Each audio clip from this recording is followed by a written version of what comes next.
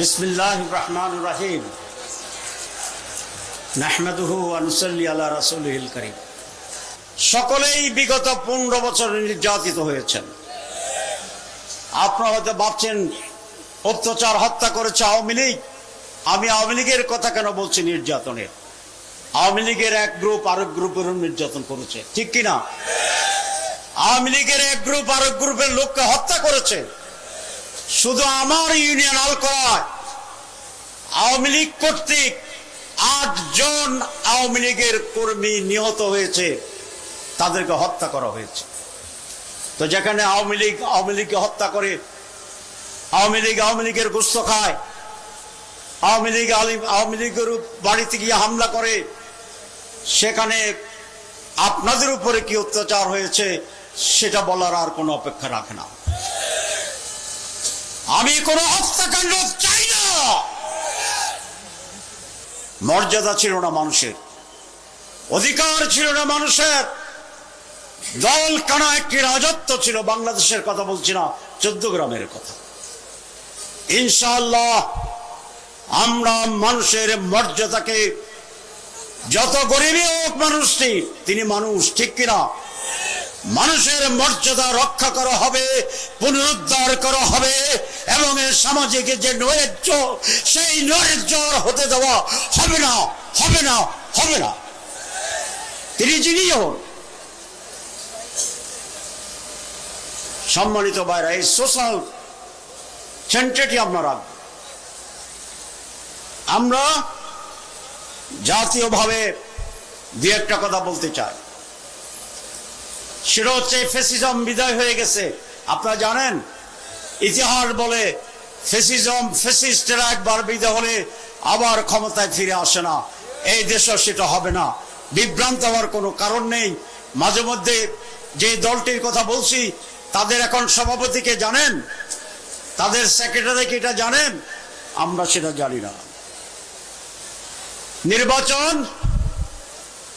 আমরা বলেছি সুষ্ঠু, নিরপেক্ষ, পার্টিসিপেটরি নির্বাচন হতে হবে, এবং সেটি 2025 সালের ভিতরে হতে হবে। প্রধান উপদেষ্টা বলেছেন সম্ভব, যদি তার আংশিক সংস্কার করে। আমরা মনে করি 3 থেকে 6 মাসের ভিতরে প্রয়োজনীয় সংস্কার সাধন করা সম্ভব, এবং তারপরেই এই বছরের শেষের দিকে নির্বাচন অনুষ্ঠান করবে। এটাই জাতির প্রত্যাশা, জামাত ইসলামের দাবি। আমাদেরকে বলা হয় নারীর অধিকার থাকবে কিনা, আমার পরিবারে নারীরা চাকরি করতে পারবে কিনা। আমার পরিবারে আমার স্ত্রী একজন প্রফেসর, রেডিওলজিস্ট, তিনি হেড অফ দ্য ডিপার্টমেন্ট, তিনি চাকরি করেন। আমার মেয়ে একজন ডাক্তার প্রফেসর, তিনি চাকরি করেন।